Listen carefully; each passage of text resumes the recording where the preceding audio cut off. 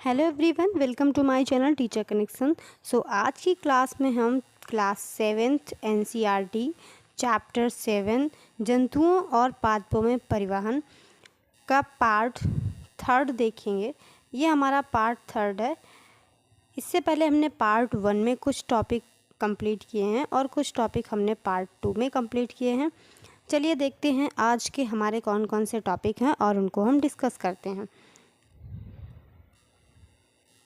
तो आज का जो हमारा टॉपिक है वो है जंतुओं में उत्सर्जन।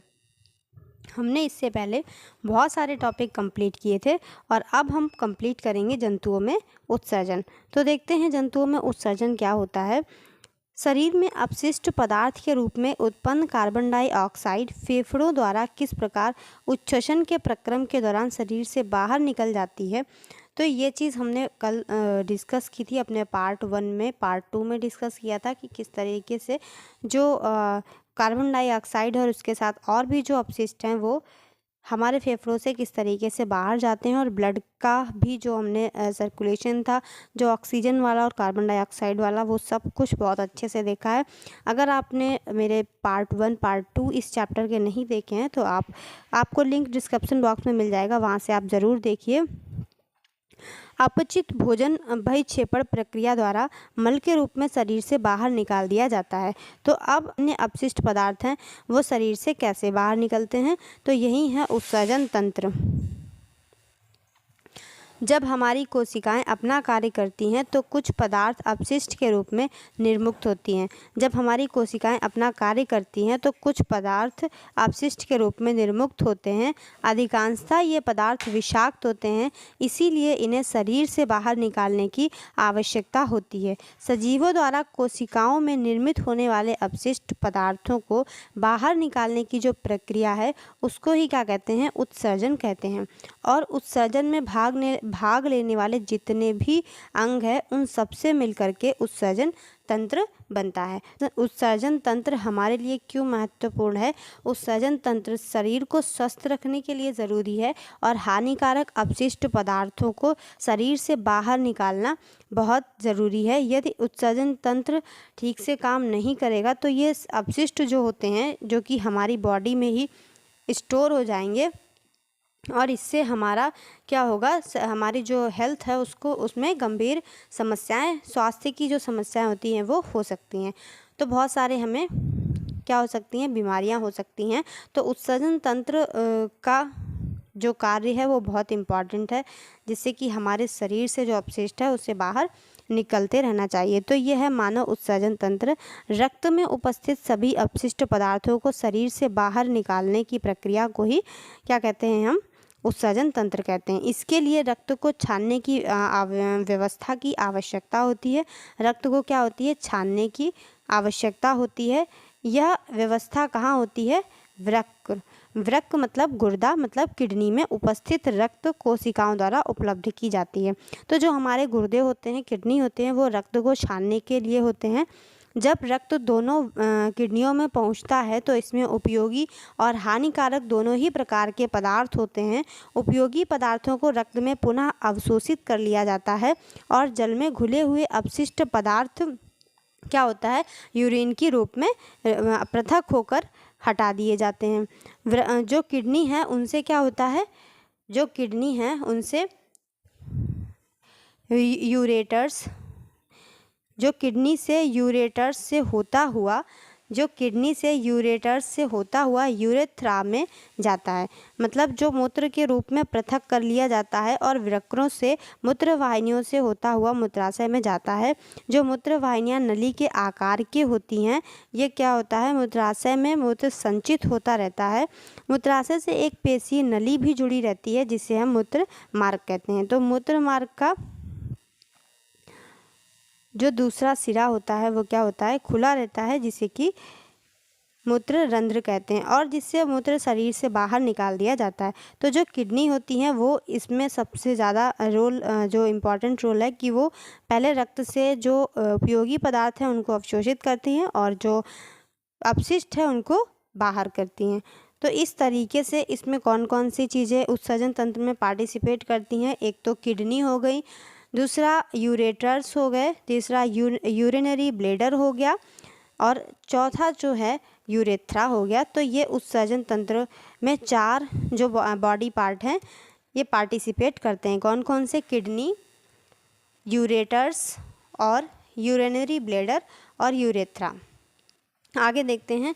कोई वयस्क व्यक्ति जो होता है वो 24 घंटे में 1 से 1.5 लीटर तक यूरिन को पास करता है। यूरिन में 95% जल और 2.5% यूरिया होती है। 2.5% जो अन्य अपशिष्ट उत्पाद जो होते हैं वो होते हैं। गर्मियों में हमें पसीना स्वेद आता है, तो स्वेद में जल और लवण दोनों ही पाए जाते हैं। स्वेद में जल और लवण होता है।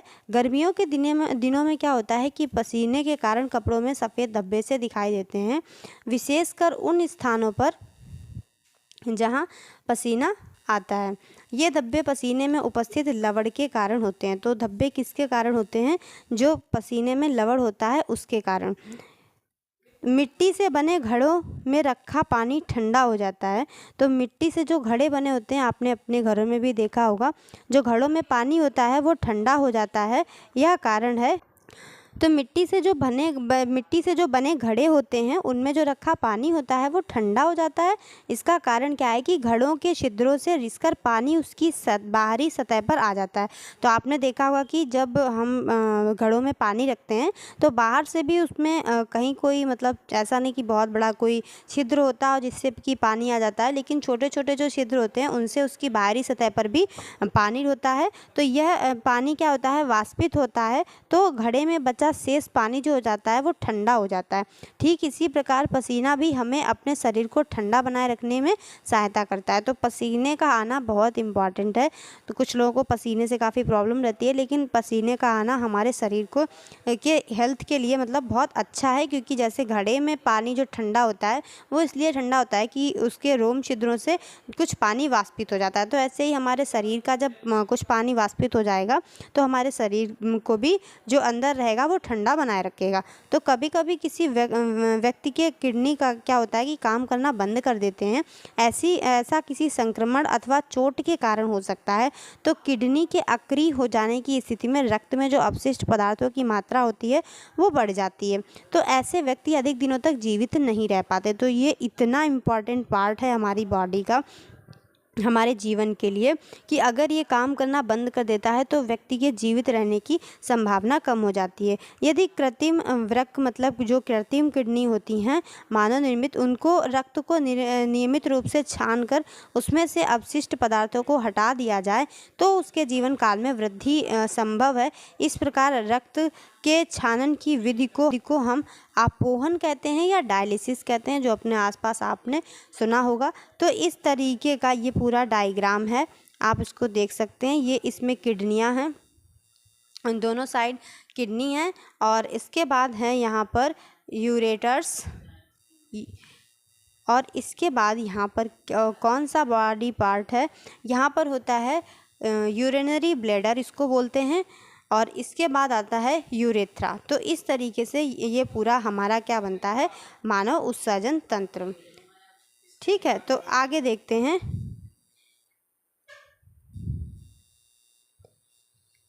जंतुओं के शरीर से अपशिष्ट रसायनों के निष्कासन की विधि जल की उपलब्धता पर निर्भर करती है। मछली जैसे जलीय जंतु कोशिका के अपशिष्ट उत्पादों को अमोनिया के रूप में उत्सर्जित करते हैं, जो सीधे जल में घुल जाती है। पक्षी, छिपकली, सर्प जैसे कुछ जंतु अपने शरीर से अपशिष्ट पदार्थों का उत्सर्जन अर्घ घन सेमी सॉलिड पदार्थ के रूप में कार्य करते हैं, जो मुख्यतः श्वेत सफ़ेद रंग का यौगिक यूरिक अम्ल होता है। जंतुओं के शरीर से अपशिष्ट रसायनों के निष्कासन की विधि जल की उपलब्धता पर निर्भर करती है। जैसे मछली जैसे जलीय जंतु है तो उसके क्या होता है, कोशिका के अपशिष्ट उत्पादों को अमोनिया के रूप में उत्सर्जित करते हैं। तो जिस प्रकार मनुष्य के लिए यह उत्सर्जन तंत्र इम्पॉर्टेंट है, उसी तरह से जो जंतु हैं उनके लिए भी इम्पॉर्टेंट है। तो उनमें क्या होता है, जो सीधे सीधे जल में घुल जाती हैं, जैसे पक्षी है, छिपकली है, सर्प जैसे कुछ जंतु अपने शरीर से अपशिष्ट पदार्थों का उत्सर्जन अर्घ घन यानी कि सेमी सॉलिड पदार्थ के रूप में करते हैं। थोड़ा सा सेमी सॉलिड होता है, मतलब पूरा सॉलिड नहीं, सेमी सॉलिड पदार्थ के रूप में करते हैं, जो मुख्यतः कैसा होता है, सफ़ेद रंग का होता है, श्वेत रंग का यौगिक होता है,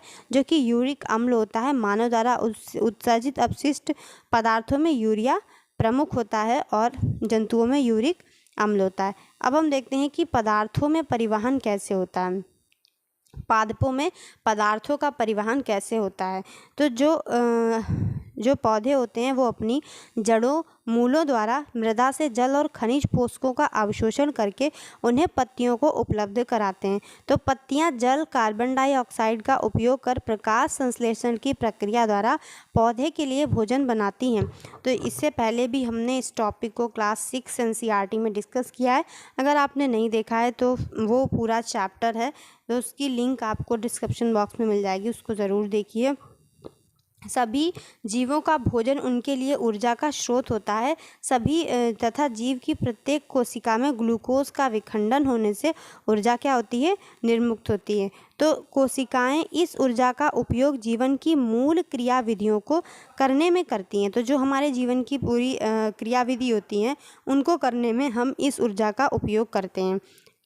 अतः यह आवश्यक है कि जीव की प्रत्येक कोशिका को भोजन उपलब्ध कराया जाए। तो यह तो बहुत इम्पॉर्टेंट हो जाता है कि जीव की जो प्रत्येक कोशिका है उसको भोजन उपलब्ध कराया जाए, क्योंकि उससे सारी क्रियाविधि को, क्योंकि उससे जो हमारी मूल क्रियाविधि हैं वो ऊर्जा का उपयोग करती हैं, तो इसीलिए ज़रूरी है। तो पौधों की जड़ों द्वारा अवशोषित जल तथा पोषक तत्व पत्तियों तक किस प्रकार पहुँचाए जाते हैं। पौधे के वे भाग जो भोजन नहीं बना सकते पत्तियों द्वारा निर्मित भोजन को किस प्रकार से प्राप्त करते हैं। तो पहले भी हमने पढ़ा है, फिर भी पढ़ लेते हैं एक बार और। जल और खनिज का परिवहन किस प्रकार होता है। तो पादपों मूलों जड़ों द्वारा जल और खनिजों को अवशोषित करते हैं। मूलों में क्या होता है, मूल रोम होते हैं, जो कि मूल रोम जल में घुले हुए खनिज पोषक पदार्थों और जल के अंतर्ग्रहण के लिए मूल के सतह क्षेत्रफल को बढ़ा देते हैं। तो मूल रोम क्या करते हैं, सतह के क्षेत्रफल को बढ़ा देते हैं, जिससे क्या होता है, मूल रोम मृदा कणों के बीच उपस्थित जल के संपर्क में रहते हैं। तो जो मूल रोम होते हैं ये मृदा के जो कण होते हैं उनके बीच में उपस्थित रहते हैं।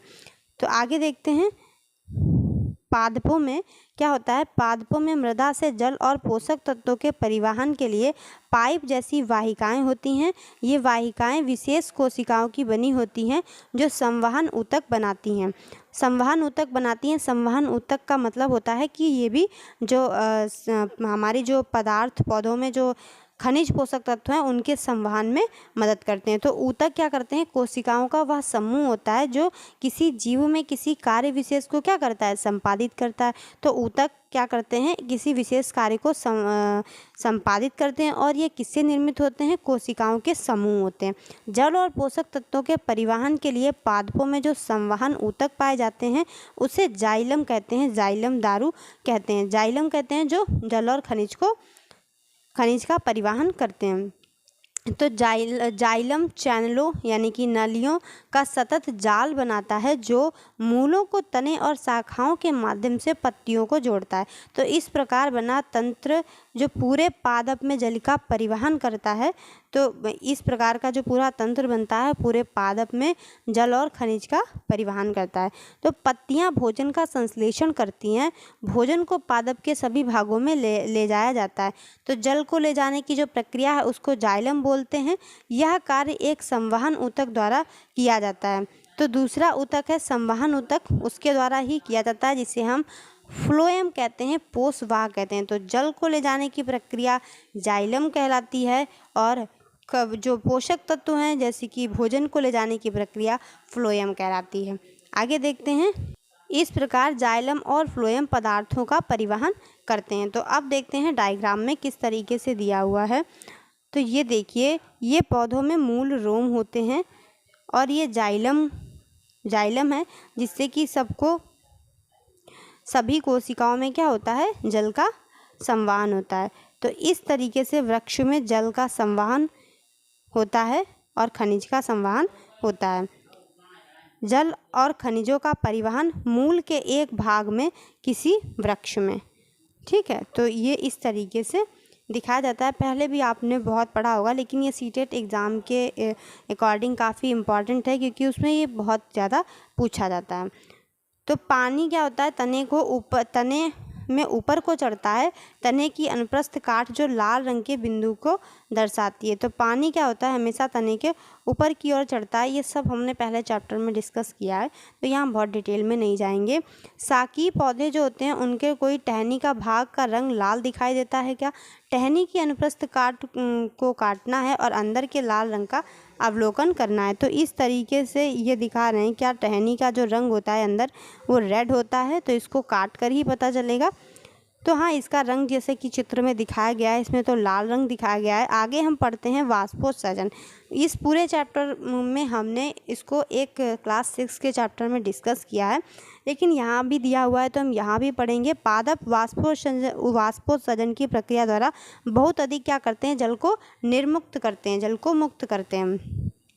पादप मृदा से खनिज पोषक तत्व और जल अवशोषित करते हैं।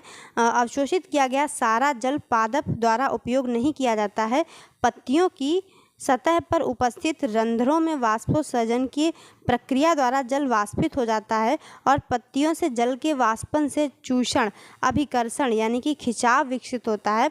तो सतह पर क्या होता है, जो रंध्र उपस्थित होते हैं उससे वाष्पोत्सर्जन की प्रक्रिया द्वारा जल वाष्पित हो जाता है और पत्तियों से जल का जो वाष्पन होता है उसको हम क्या कहते हैं, अभिकर्षण या खिंचाव कहते हैं। जैसे आप स्ट्रा से जल को चूसते हैं, जैसे कि कोई आप जल स्ट्रा लेते हैं उससे जूस या पानी जो भी आप खींचते हैं, वहीं खिंचाव की बात की गई है कि विशाल वृक्षों में बहुत अधिक ऊंचाई तक जल का अभिकर्षण यानी कि खिंचाव होता है। वाष्पोत्सर्जन पादप को ठंडा रखने में भी सहायता करते हैं, जिस तरीके से हमने अभी पढ़ा था घड़े वाला एग्जाम्पल। तो इस तरीके से हमारा ये चैप्टर होता है कंप्लीट। तो अब हम पढ़ेंगे इस चैप्टर की समरी, जो कि है सबसे ज़्यादा इम्पॉर्टेंट। अधिकांश जंतुओं में शरीर में प्रवाहित होने वाला रक्त शरीर की विभिन्न कोशिकाओं को भोजन और ऑक्सीजन का वितरण करता है। शरीर के विभिन्न भागों से उत्सर्जन के लिए अपशिष्ट पदार्थों को भी लाता है। तो जंतुओं में शरीर में जो प्रवाहित होने वाला रक्त है वो क्या करता है, भोजन और ऑक्सीजन का वितरण करता है और इसके साथ साथ शरीर के विभिन्न भागों से उत्सर्जन के लिए अपशिष्ट पदार्थों को भी लाता है। परिसंचरण तंत्र में हृदय और रक्त वाहिनियाँ होती हैं। मानव शरीर में रक्त धमनियाँ और सिराओं मानव शरीर में रक्त क्या होता है, धमनी और सिराओं में प्रवाहित होता है और हृदय पंप की तरह कार्य करता है। रक्त प्लाज्मा रक्त लाल रक्त कोशिकाएं आरबीसी, श्वेत रक्त कोशिकाएं डब्ल्यूबीसी और पट्टिकाणु यानी कि प्लेटलेट्स। लाल रक्त का लाल रंग और लाल वर्णक युक्त रंग होता है वो किसके कारण होता है, हीमोग्लोबिन की उपस्थिति के कारण होता है। आगे देखते हैं, किसी वयस्क व्यक्ति का हृदय 1 मिनट में लगभग 70 से 80 बार धड़कता है, इसे हृदय स्पंदन दर कहते हैं। धमनियाँ जो होती हैं वो हृदय से शरीर के सभी भागों में क्या करती हैं, रक्त लेकर जाती हैं और जो सिराएं होती हैं वो शरीर के सभी भागों से रक्त को वापस लेकर के आती हैं हृदय में। शरीर में से अपशिष्ट पदार्थ जो होते हैं, उत्पादों को बाहर निकालने की जो प्रक्रिया है उसको हम क्या कहते हैं, उत्सर्जन कहते हैं। ये तो हमने अभी पढ़ा। उत्सर्जन में कौन कौन से अंग हैं जो हमारे भाग लेते हैं, हमारे उत्सर्जन तंत्र में भाग लेते हैं। तो पहला तो किडनी हो गया, 2 किडनी होती हैं और 2 ही इसमें यूरेटर्स होते हैं और एक इसमें यूरिनरी ब्लैडर होता है और एक होता है यूरेथ्रा। तो इस तरीके से ये हमारा पूरा मानव उत्सर्जन तंत्र हो गया। लवण और यूरिया जल के साथ शायद पसीने के रूप में शरीर से बाहर निकाल दिए जाते हैं। मछली अवशिष्ट पदार्थ के रूप में क्या करती है, अमोनिया उत्सर्जित करती है और जो सीधे जल में घुल जाती है। और पक्षी कीट जो छिपकली होते हैं ये क्या करते हैं, सेमी सॉलिड के रूप में एक वाइट कलर का पदार्थ जो यूरिक अम्ल होता है उससे उत्सर्जन करते हैं। पादप जो होते हैं वो मूलों द्वारा जल और पोषक तत्वों को अवशोषित करते हैं, किससे, मृदा से। पूरे पादप में जल के साथ पोषक तत्व जाइलम संवहन ऊतक द्वारा ले जाए जाते हैं। तो जल के साथ जो पोषक तत्व होते हैं वो जाइलम के द्वारा ले जाए जाते हैं, और पादप के विभिन्न भागों में जो भोजन का परिवहन है वो फ्लोएम नामक संवहन ऊतक से ले जाया जाता है। और वाष्पोत्सर्जन के दौरान रंध्रों में वाष्प के रूप में बड़ी मात्रा में जल का ह्रास होता है। वाष्पोत्सर्जन के कारण ही अभिकर्षण बल निर्मित होता है, जिसके कारण मूलों द्वारा क्या होता है, मृदा में से अवशोषित जल अभिकर्षित होकर खिंचकर क्या होता है, तने और पत्तियों तक पहुंचता है। तो इस तरीके से हमारा ये जो क्लास 7th NCERT का चैप्टर नंबर 7 जंतुओं और पादपों में परिवहन था। इसमें हमने बहुत सारे इम्पॉर्टेंट टॉपिक देखे हैं। हार्ट है, उत्सर्जन तंत्र है, और वाष्पोत्सर्जन, और ये जो जाइलम फ्लोएम, ये सब चीज़ें जो हमने देखी हैं ये सब बहुत ज़्यादा हमारे सीटेट के एग्ज़ाम में पूछा जाता है। तो बिल्कुल भी एक भी क्लास मिस ना करें। जैसे कि सीटेट की संभावना दिसंबर में होने की है, तो ये सब क्लासेस आपके बहुत काम आएंगी। और आपके जो पेपर 2 साइंस है वहाँ पे, सीटेट का जो पेपर 2 है वहाँ पे काफ़ी हेल्प करेंगी। और भी जो KVS NVS जहाँ पर भी NCERT साइंस आती है वहाँ पर ये सारी क्लासेस आपको हेल्प करेंगी। तो इसका PDF मैंने पहले ही सेंड कर दिया है अपने टेलीग्राम ग्रुप पे। तो अगर आपने वो नहीं देखा है तो उसका लिंक आपको डिस्क्रिप्शन बॉक्स में मिल जाएगा, वहाँ से ज्वाइन कर लीजिए। और आपकी कोई क्वेरी वगैरह हो तो आप कमेंट बॉक्स में लिखिए, कोई सजेशन हो तो भी कमेंट कीजिए। वीडियो अच्छी लगी हो तो लाइक कीजिए, अपने फ्रेंड्स के साथ शेयर कीजिए और चैनल को सब्सक्राइब कीजिए। मिलते हैं नेक्स्ट वीडियो में। Thanks for watching.